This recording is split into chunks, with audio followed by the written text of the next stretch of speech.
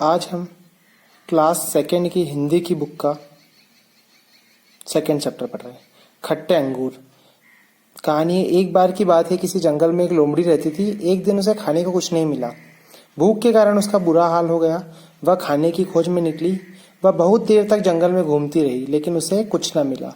चलते चलते वह एक बाग में पहुंच गई। वह बाग अंगूर का था। लोमड़ी ने देखा, बेलों पर अंगूरों के बड़े बड़े गुच्छे लटक रहे हैं। पके हुए अंगूर देखकर लोमड़ी के मुंह में पानी आ गया। वह सोचने लगी कि ये अंगूर खाने को मिल जाए तो मजा आ जाएगा। कुछ देर तक तो लोमड़ी उन्हें देखती रही। फिर वह अंगूरों को पकड़ने के लिए उछली, लेकिन उन तक नहीं पहुंच सकी। वह फिर उछली, लेकिन तब भी अंगूरों तक नहीं पहुंच पाई। इस तरह लोमड़ी ने कई बार कोशिश की, लेकिन एक बार भी अंगूर के गुच्छों तक नहीं पहुंच पाई। जब वह उछलते उछलते थक गई तो निराश होकर वहां से चल दी। वहीं झाड़ी में छुपकर बैठा एक गीदड़ यह सब तमाशा देख रहा था। जब उसने लोमड़ी को जाते देखा तो वह झाड़ी से निकलकर बाहर गया और हंसकर बोला, क्या हुआ लोमड़ी बहन, अंगूर नहीं खाए? लोमड़ी बोली, अरे ये अंगूर तो खट्टे हैं, मैं इन्हें क्यों खाऊंगी? कहकर लोमड़ी वहां से चल दी।